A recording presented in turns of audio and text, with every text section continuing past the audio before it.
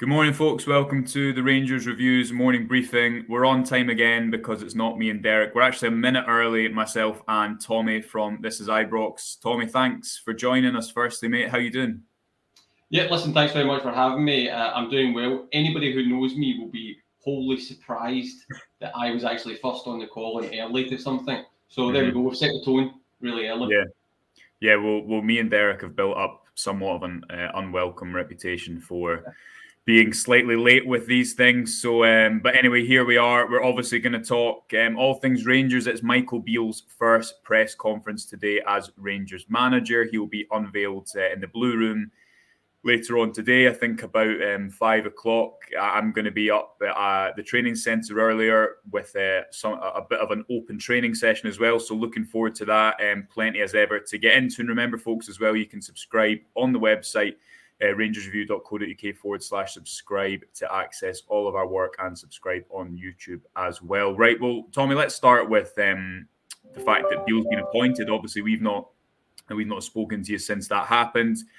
You've been in the door for a few days, taken a few training sessions, done a few interviews, and in my opinion, I think he's kind of nailed that so far. He's communicating the messages he wants to. He's saying things that I think supporters want to hear, and he's a clever guy. I think he's mindful of how he portrays himself. This isn't a backroom staff who's not had his own voice and is kind of, a little bit like a rabbit in the headlights in front of a camera. I think he's kind of thriving being the main man. Just give me a reaction to him being appointed first and foremost, and then a little bit about those first few days in charge. Yeah, well, the initial reaction is it's always the same. Whether you are fully behind that appointment or not, the Rangers fans then get in next to Michael Beale. I think he's a gamble. Every managerial appointment is to some extent on that sliding scale. Just because you've done the job elsewhere doesn't mean you're going to be a success here. With a litany of bodies across Scottish football when it comes to that type of thing. But he knows the club. He's been very clear in his articulation of his love for the club and the challenge that's ahead of him. He's certainly got huge amounts of goodwill from the squad and the support. He's been the board's man, and whatever that can mean. He's got a really good relationship with Ross Wilson, etc. So, it's a good appointment in terms of that coaching on the grass element that people wanted to see and the type of football that people reminisce about under Steven Gerrard, maybe slightly glossing over some of the bad football that was played in there as well. He's not a messiah wandering out the wilderness here. It's going to solve all our problems immediately. But yeah, overarchingly, it's a positive appointment that comes with some caveats, and we can't walk past them. But if it gets down to the bare bones of he is an up-and-coming manager, he's been quoted by other clubs. Lots been made of the fact of the EPL and stuff like that as well. There's definitely a grounding there of good football knowledge. Now he just needs to be given the tools to try and get some action at Rangers. The point maybe inside that question is, how long will he get that goodwill for, and what's the timeline we expect to see a change? Yeah. One of the risks that he faces right now is, because he knows the squad and has that history I've just mentioned, people are expecting an immediate, not just your usual new manager bounce. They're expecting an immediate uplift on performances of individuals and the squad collectively. Yeah, and I guess that's part of the argument for bringing Beale in at this point in the season, because he understands the need to win every game. As I say, watching that, I don't know if everyone watched the Sky interview. I think it was 2 parts, probably about 16, 15 minutes in total.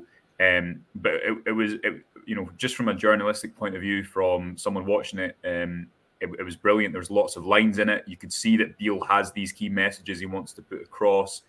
Speaking about reconnecting with the fans, with the style of play, obviously spoke in his Rangers TV interview about taking the handbrake off. So I think he understands that. And I'm not necessarily someone, Tommy, that comes from the viewpoint of you need to appoint a manager who, has been at Ibrox before and knows everything. My opinion was very much get the best manager that will play the best football, and that will give you the best chance of success. But I think what they'll see in Beale is, if it goes well, they'll have someone that, yes, he's only got 22 games in management. But I think that's slightly deceptive of, if you count that under his experience, given the role we know he had at Ibrox, but also at Aston Villa as well. The fact Beale himself said in the summer he'd have been a manager before coming up to Rangers, if not for that opportunity, I think shows you where he was in his career. He'd obviously been away to Portugal as an assistant. Again, this isn't a kind of backroom staff appointment where he's only there because he's a tactician. And I guess what they'll be hoping is that he can match all that he's doing on the training pitch, because we know that's what his main selling point is. But then it does seem to me, Tommy, just watching these interviews, and obviously we'll all get a better taste of it today when his press conference is on. I think it's 5 o'clock. I could be wrong, but later on today, he does seem to be assuming that role of Rangers manager, Tommy, which maybe is something that people didn't quite consider as much because of his coaching background when he was previously at Ibrox. I think that's a relatively fair comment, and broadly agree with it in terms of, it depends what side of the bed you want to get out of this morning, what side of the coin you want to flip to or whatever. In terms of, he's got more first team management experience than Steven Gerrard had. Yeah. Right. In terms of, and you're right, he's got a wide and varied cross-continent, multi-continent, pan-continent level of a coaching experience. He's been to Brazil and stuff like that as well. He's got a great grounding in terms of the way that he's comported or behaved himself since he's come into the job. I think you're absolutely right. He's won the PR war, right? And some of that comes from the goodwill. He's riding the crest of that wave. I've quite enjoyed watching him repeat in slightly different ways, but repeat those same central core messages. I expect us to have the handbrake off. I expect us to be more front foot. I expect us to be an attacking team, etc., etc., etc.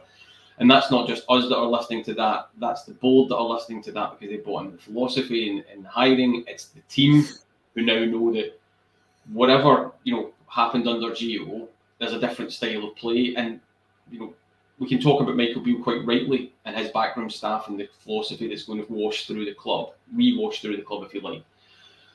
Those players in that dressing room need to take a long, hard look at themselves, because there were several times where they just didn't perform under Steven Gerrard, several times didn't perform under Giovanni van Bronckhorst, that went missing. So it's fine to say Michael's in, he'll have to do his work, and there'll be some tough choices with the squad as well. But if we want to see all of that rhetoric land sufficiently, then he has to win the conversational war with some of this squad as well, in terms of you can't just be running on empty sometimes, or you can't just be putting in a little bit of a shift. They can't go missing like they did under Giovanni van Bronckhorst, who I think was unfairly treated by the squad in some respects. Another thing that he's been quite keen to reaffirm, which you can understand, is the fact that he's not Gerrard's assistant anymore. When we spoke to him in the summer, when he was unveiled at QPR again, in that press conference, which you can watch on our YouTube channel, it was the same, and you could just tell that was one of the things he wanted to get across. Yes, he enjoyed a lot of influence under Gerrard, and that, in a way, I guess, earned him that QPR job, because Gerrard made no secret of that.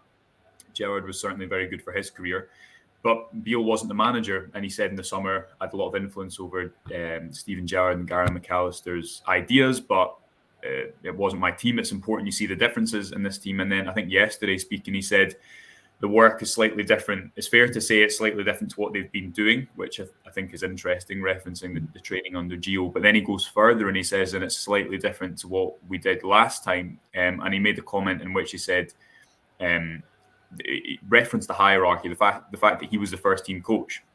In his words, he was a disciplinarian on the training ground. He wasn't friends with the players. So again, this isn't someone just coming back in who I think he doesn't portray himself as being someone who's really pally with the players. And obviously he didn't have that. He wasn't the manager. So when it comes to maybe some of the tactical decisions that Gerrard didn't make, when it comes to topics about variation, which I think is really interesting because of how it ended toward the end of Gerrard's era and how predictable the football came, I think Beale has the benefit of the doubt because he's not been the top manager. But then the flip side of that coin, as you're referencing, Tommy, is that he doesn't have the protection of someone ahead of him now. When things go wrong, he is the person who will be attributed with all the success because he's the front man. I don't think his coaches will have the, I guess, the personality or quite the public influence that he did under Gerrard.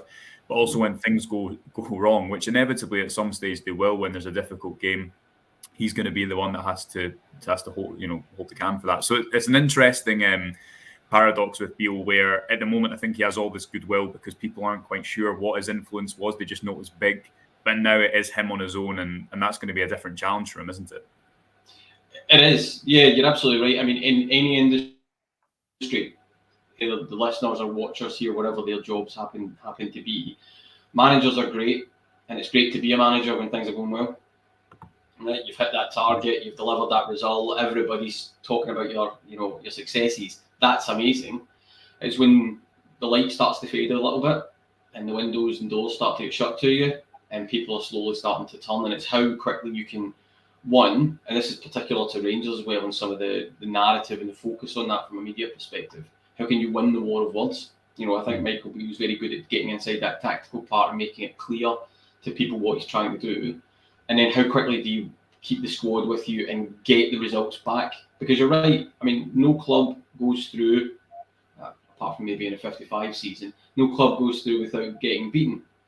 But there's going to be difficult moments for Rangers under Michael Beale in the short term, the medium term, and the long term.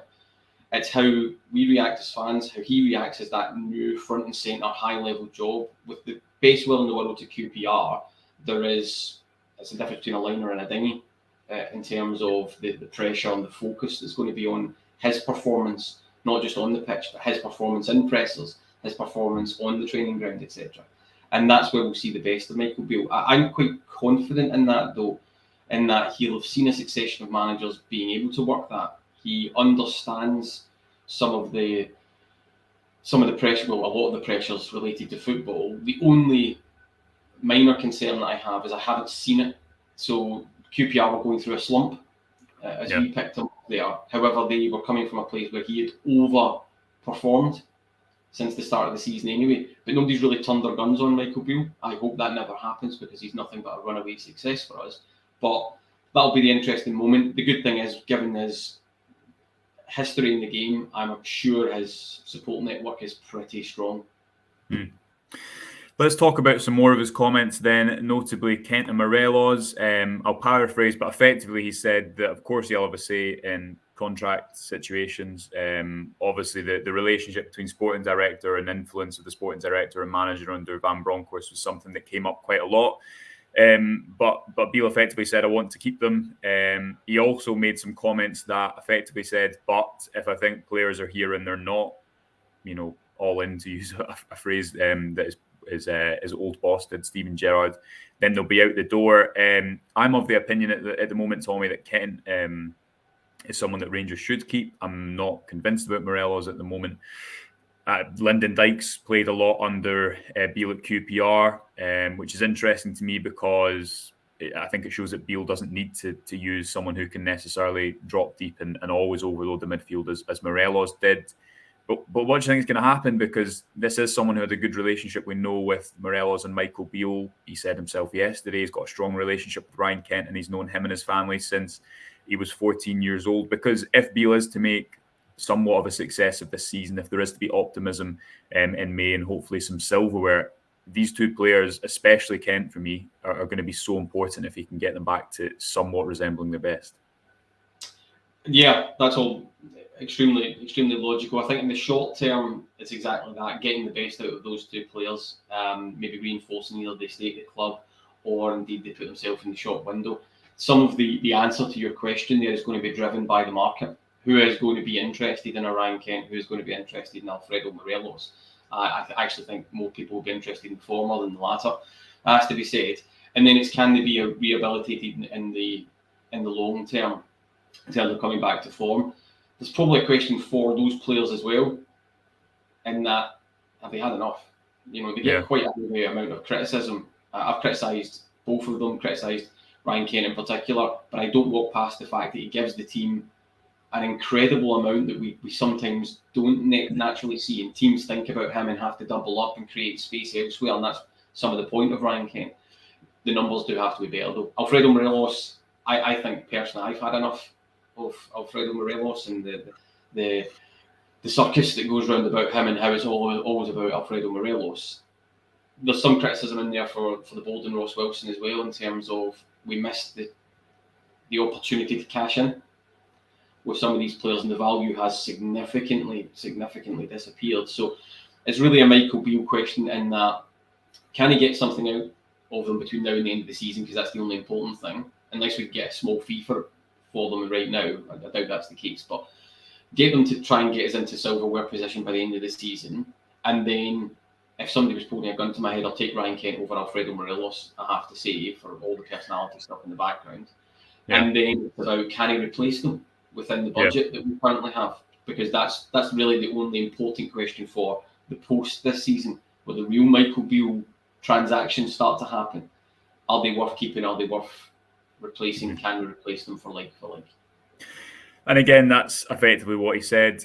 He did comment on the injury situation again in that Sky interview. He said, for example, you had Kemar Roofe, who was the top scorer in the title-winning season, which I guess is all well and good, but Kemar Roofe has played how many games has he started successfully since then? I don't think you can really even include him in the conversation until he provides evidence to suggest that he can do that. Tom Lawrence, he said, is going to be a big player. Yanis Hadji, we know Yanis Hadji is on track. Tom Lawrence has obviously had those setbacks, but he's saying both of those players will be big for Rangers when they're back. For me, I wrote my newsletter yesterday, Tommy, which you can, if you go into the Twitter page, folks, I think it's on my Twitter page, you can sign up for free and you get a free piece emailed to your inbox every day at 5 o'clock. Everyone knows how much Michael Beale loves Glenn Kamara. Andy Halliday said, I think on Clyde Super Scoreboard this week, that when he was at Rangers, Kamara was Beale's favourite player. He is someone that, in a way, has embodied the fall domestically of this Rangers team since they won the title. Well, almost going on 2 years ago in March. Substituted on at halftime in Giovanni Van Bronckhorst's final league game against St Mirren.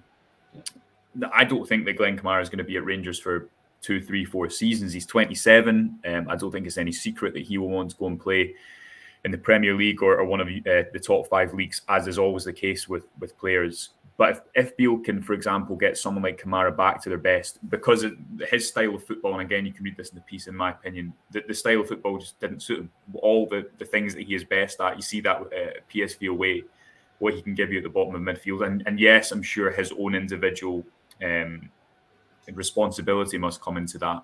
I'm sure he wasn't always at his best. There's probably a reason that he was the one that was often taken off at half-time.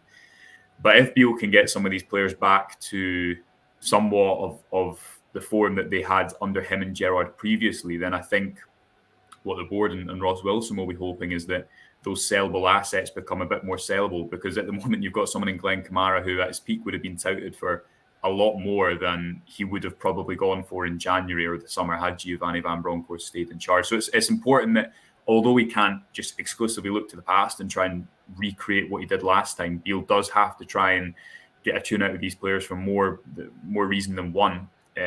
No less than in someone like Kamara. If you can get a bit more money from him, that puts him in a stronger position when, as you say, he has to go and get players in next summer. Yeah, I mean, I think that's a fairly simple conversation with those players. I mean, I'm with you. I think Glenn Kamara is a very, very good player. There's an argument to be made that he's the best pure footballer at the club in terms of his understanding of the game and the work with the ball, etc. Completely fell off a cliff, as did a lot of players who like to bang the badge and all that type of stuff under Giovanni Van Bronckhorst. But yeah, Michael Beale does have to come in and try and get the best out of him. I think Glenn Kamara's massively sellable asset, and if we can rehabilitate him and he wants to go, that's absolutely fine. Players leave clubs; it's not a problem, as long as we get fair value. And so it's about making sure that it comes back to the conundrum that Michael Beale has, right? Can he energise all the squad, right? But particularly some of those players that were out in the fringes, out in the kind of frozen elements and not really part of it. Can he energise them so quickly that we start to see results between now and the end of the season and we pick up a trophy? Michael Beale has to do what he never did as part of Steven Gerrard's coaching team. He has to win a cup, right? It's a type of scenario. Let's not walk past some of the problems that were there previously. But if he can do that, then it's a different conversation in the summer as we parcel players out. It's just about making them understand, I'm asking you to go to the wall for me here, and then you'll get what you want, which is we'll try and facilitate a move. Some of that needs to be squared off with the director of football, sporting director, and the board, because fair value it can mean one thing to me, it can mean another thing to you. It's the number behind it. But these are the conversations that I'm sure he's been having. I'm sure he was maybe having some of them when he appeared at Giovanni Van Bronckhorst's deathbed when he was in the stands for the Aberdeen game. But you're hoping that the squad have bought into that philosophy because they know him and they think there's going to be a dramatic tidal change, which it seems to be washing through. Yeah, John Holmes gets in touch here to say signed up yesterday to the website, top content, top people. Thanks very much, John. You can sign up with the link in the description if you've not done so already, folks. A question coming in here as well. No word on a fitness coach yet. Beale said yesterday that there would be 1 or 2 more additions in the coming weeks, David. So I imagine that will be something that will be addressed in that time frame. Let's just speak before we wrap up today, Tommy, about formations. Why is he getting in touch here to say, do you think Beale will revert back to the upside down Christmas tree formation? Now, I've got a piece on the website today, which I will pop in the comments, but you can also read it on the rangersreview.co.uk that kind of tries to understand that. What type of Rangers will Michael Beale's Rangers be? Because it will be different to before. He's said as much. I think there'll be that in the immediate sense. You'll see a very similar shape on and off the ball. He'll want to press in packs, keep the pitch small. There'll be more recognisable patterns of play.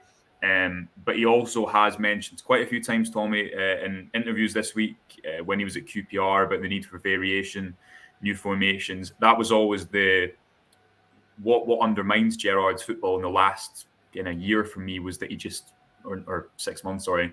He didn't have that variation, and he referenced that in pre-season. He didn't have something else, and it became too predictable for opponents. How do you think Beale will line up? And as you've referenced a few times throughout this podcast, it is important that it doesn't just go back to how it was, because there was some great football played under that regime, but there was also some problems and over-reliance on crossing, to name one, that this time last year, everyone was talking about how good those problems had evaporated. So how do you think he will set up? How important is it that, again, there is that variation, there is new things that Beale introduces as well as some of the old? Yeah, it's seminal. That's how important it is in terms of, I think, one thing that people will notice is more in-game transitional change. So as we're a bit more fluid with the shape and the structure and our variation, as you referenced there, within the games, it won't just be pop, pop, pop, pop, pop, pop, pop, pop, pop, pop along the back line. Oh, look, there's somebody out wide, firing across and just hope for the best. I'm not saying that's exactly how it was under Giovanni, but there was that definite feeling to it. There has to be more variation in terms of going middle to front through the lines, particularly playing centrally. And then the recurring problem with Rangers over the last couple of years, people running beyond. It seems to be a consistent problem. We have been hampered with some injuries in there. You've referenced Lawrence, you've referenced Hadji and stuff like that as well. I think we'll see more of that. I think we'll see possibly slightly more aggressive defending as well. In terms of, there was a slight rollback of, right, let them come pretty close to us. I think we'll see the line go slightly higher there and start to box teams in a little bit more and demand more in terms of their movement as we pull them apart a little bit. However, again, there's not going to be wholesale changes in the playing squad. So you can change the structure sometimes. You're going to see some of the same things because it's the same people filling the same jerseys. I don't want to sound overly negative in the morning, although it's quite clear that I've not had my coffee. Right, but I think we just need to understand that he's not, I hope to be wrong here, but he's not going to flick a light switch and all of a sudden you'll see players who are a bit turgid turn into, Messi's or Mbappe's. We're going to have to go with them a little bit. And that's where it has to be can we see iterative progression in terms of the performances? We might not always get the results between now and the end of the season. But if we can, as a fan base, see that the Michael Beale philosophy is starting to translate, then fine well you're thinking, right, we can get something in the door and then we can change some of the players who are obviously not at it. But to the fundamentals of your question, I think I've given you what I think we'll see in fairly short order. Yeah. And the winners and losers of the appointment is another really interesting point, because for me, I think someone like Tillman is a player that Beale will absolutely love working with. I think it will suit him more to be able to come towards the ball instead of always, again, this is included in the piece that I referenced on the website this morning, instead of always running in behind. And the football in some aspects, people will say there's similarities between Gerrard and Beale, Gerrard and Gio, but in some ways, to me, it's night and day. If you look at the way that Gio always wanted his midfielders to run beyond. The perfect example of that's the Hearts game at home. If you watch that back, Hearts are playing a 4-4-2 and there's just so much space in the middle, but the midfield seems to be always instructed to run beyond the forward line. And I don't think that always suited the likes of Tillman, and it'll be a different shape on the ball when Beale comes in. I imagine that the fullbacks will be wide, but I think Ridvan Yilmaz will be his first choice left back. There was a comment that he made on the BT Sport podcast where he effectively said that Borna Barisic was going to be replaced by Calvin Bassey in that season. So if he was going to be replaced then by that management team, I would be surprised if he's Beale's first choice now. But I guess you never know, obviously, because of his crossing ability. Just before we end, Tommy, is there anyone that stands out as a winner or loser for you? Because another interesting parallel is John Lundstrom, who maybe struggled under the structure of the Beale and Gerrard midfield, thrived a bit more when he was given more freedom. Kent, will he play better when he's central, or as opposed to the wide berth that he was given under Van Bronckhorst? Who stands out to you as kind of winners and losers in this scenario? Well, I think the main loser you actually already touched on, which would be Borna Barisic. I think that's pretty solid in terms of the take there. I do think, maybe somewhat controversial, but one of the winners might be Rabbi Matondo. Ooh, go on, give me why. I think the freedom that might be afforded to him and the chances, I do think there is a player in there, we've just not seen it yet. But if you look at the way that Michael Beale has handled the likes of Ryan Kent, go to the wall, don't mind the criticism, build up that psychological resilience, and then just keep going. Because Ryan Kent, for all his faults, doesn't actually go missing, as some people kind of naturally say. He shows for the ball continually. Yeah. Rabbi Matondo, I think, suffered from a lack of minutes, a lack of form, but a lack of belief. And I think we might see something that I might be wishing on a star, to be brutally honest. I did reference I haven't had my coffee, but I think we might see something there. And then, again, the big winner is probably going to be Glenn Kamara. I think we'll see a hell of a lot more than him. Other than that, the losers are going to be maybe short, sharp shock of people who just haven't been at it for a while. I think they'll find out pretty quickly they're no longer required, full stop. And that's no bad thing. So the big winner will be the club. There we go. Yeah, good line. Great. Well, Tommy, thanks for your time. Slightly shorter show today, folks, because as I say, I'm heading up to the training ground just now. But thanks very much, Tommy, for joining us. Just if people want to find you on Twitter or your work at This Is Ibrox, Tommy, let us know where we can find you. Yeah, thank you very much, and thanks again for having me. I think that's 2 now. That satisfies me for a Rangers Review pin badge or something like that. Yeah. But you can find it across all the social media networks in terms of This Is Ibrox. You'll find us on Twitter, YouTube, etc. Please do tune in. I ask people to look at our new branded intro, which I think is one of the best ones in the podcast market. Do let me know how you think. Great. I'm going to look at that because we don't have one. So that sounds like something we should do. Great. Well, Tommy, thanks for your time. Thanks, everyone, for joining. We'll be back probably later today after the press conference, definitely tomorrow morning. Do subscribe on the website and on YouTube. And until then, enjoy the rest of